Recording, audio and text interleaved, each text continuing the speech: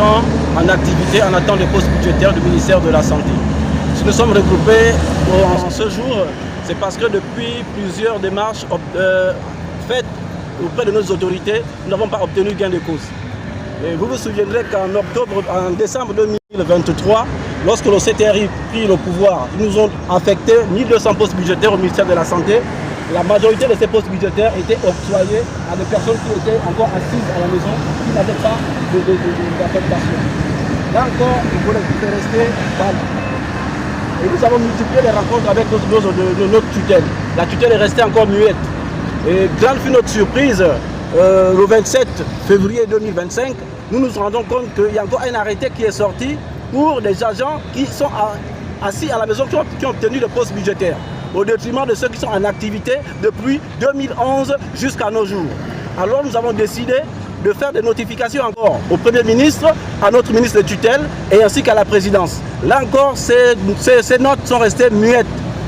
Grande fut notre surprise de nous rendre compte que malheureusement, notre tutelle ne prenne pas en compte ce que nous faisons. Nous sommes ici des agents en activité. Tous les jours, nous reprenons présent à notre bureau de service, mais malheureusement, nous n'avons pas de poste budgétaire depuis plus de 10 ans. Raison pour laquelle aujourd'hui, nous sommes venus solliciter le concours du Premier ministre ainsi que du Président de la République pour qu'ils puissent voir combien les agents du ministère de la Santé sont maltraités dans leur propre ministère. Et nous sommes actuellement 275 agents au ministère de la Santé qui n'ont pas de poste budgétaire. Et où il y a 2 arrêtés qui sont sortis pour les personnes qui étaient assises à la maison. Le premier arrêté est sorti en décembre, le deuxième arrêté est sorti là le 27 février. Alors que notre tutelle nous disait de patienter, qu'en février nous devons tous basculer. Malheureusement, en février encore, aucune personne de cette liste de 275 agents n'a basculé aujourd'hui. D'où notre frustration et notre ras-le-bol. Présent aujourd'hui au niveau de la primature pour faire valoir nos droits, parce qu'il faut retenir une chose, c'est que nous ne sommes pas à la recherche d'un emploi, nous avons déjà un emploi, nous sommes en service, nous avons contacté nos tutelles qui nous estimons, vous pouvez constater, nous avons les accusés de réception, nous a renvoyés vers le SG. Nous avons fourni des documents, nous avons épluché le fichier pour essayer de recenser les agents qui étaient dans cette situation. Donc on a transmis nos courriers, notamment à notre hiérarchie, le ministre, on a fait un courrier demandant une audience. Jusqu'à preuve de contraire, il ne nous a jamais reçus. Il nous a renvoyés vers le SIG qui nous a fait part de son retour qu'on devrait patienter. Comme pouvait le dire mon collègue précédemment, nous avons constaté avec tristesse et amertume que l'arrêté du 27 février 2025, même pas une seule personne ici présente, et depuis qu'ils militent pour que nous puissions avoir une solution à ce problème, aucun n'en est sorti. Si même une dizaine, je ne sais pas, c'est une façon de parler, ils avaient touché, on devait au moins comprendre que nos tutelles s'intéressent à nous. Mais on est triste de constater que nous sommes mis derrière. Nous avons l'impression que nous sommes la mauvaise graine de ce pays. Nous avons l'impression que nous sommes des agents pas compétents. Mais je crois que dans le discours de notre président, Brice Clotaire Oligui, il a besoin de toute la compétence des Gabonais. Nous sommes des jeunes Gabonais assez compétents et diplômés, je le rappelle, sortis des écoles au Gabon, de l'Institut des gestions et j'en passe. Nous ne sommes pas là à avoir acheté des diplômes pour venir réclamer ce qui ne nous est pas dû. Aujourd'hui, nous sommes là, c'est parce que nous souhaitons simplement, nous avons fait les démarches, comme on peut le dire, nous n'avons pas eu de gain de cause. Aujourd'hui, nous sommes obligés d'aller au plus haut niveau de la hiérarchie. Parce que nous savons qu'il y a ce qu'on appelle la théorie de l'échelon supérieur. Quand le haut est bon, le bas sera bon. Et nous estimons que ce message sera transmis aux plus hautes autorités et quelque chose se fera.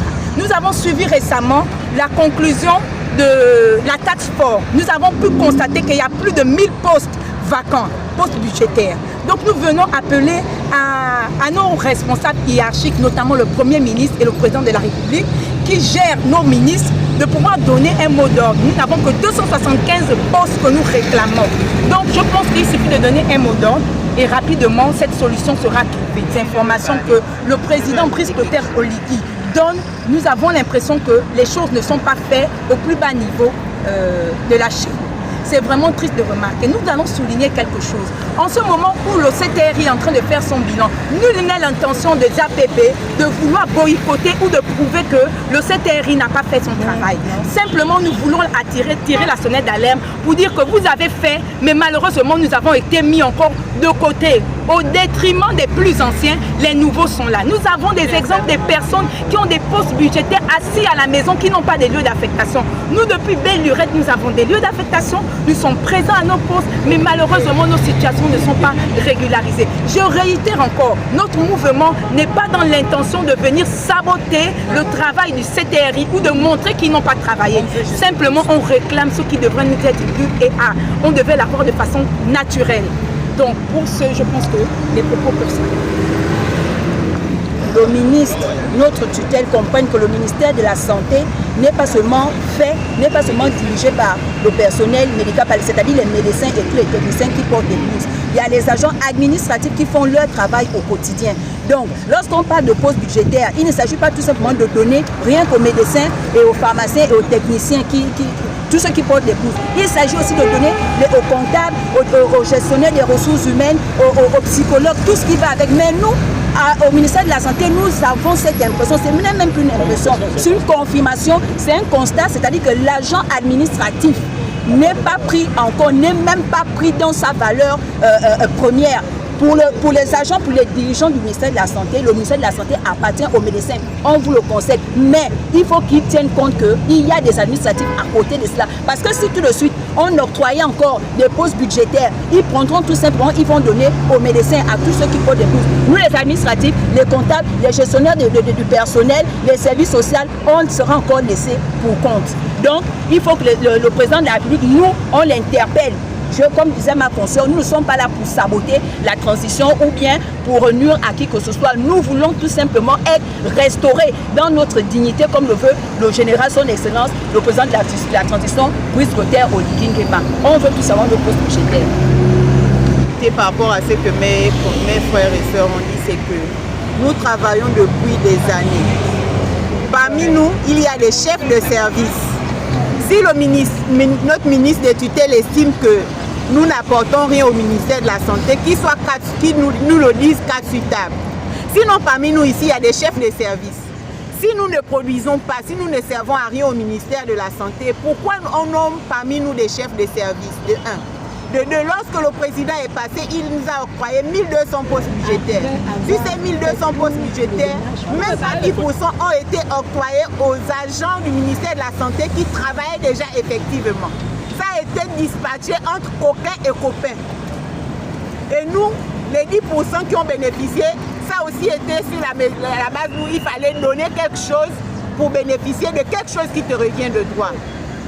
De 3, le président de la République a demandé au ministre à la fonction publique de recruter. Aujourd'hui, dans nos ministères, nos DCRH nous font comprendre que le budget n'octroie que 10 postes budgétaires par ministère. Est-ce que le président est au courant de ce qu'on fait vivre aux jeunes Gabonais ici? Lorsqu'on octroie ces 10 postes budgétaires-là, ce sont encore leurs enfants et leurs copains et leurs copains qui bénéficient de ces postes budgétaires-là. Nous qui travaillons depuis des années, nous sommes laissés pour compte. Monsieur le Président, Monsieur le Premier ministre, nous sommes des pères et des mères de famille. Nous ne commandons pas. Nous venons tout simplement revendiquer ce qui nous revient de droit. Nous ne commandons pas, nous n'avons pas à commander ce qui nous revient de droit en tant que Gabonais lambda. Si vous pensez que la pauvreté est une fatalité, alors éradier le Gabon de tous les pauvres, parce que nous n'avons pas un parent quelque part qui viendra prendre notre nom ou qui viendra régler notre situation. Nous faisons confiance à votre autorité. Dites un mot et notre situation sera réglée.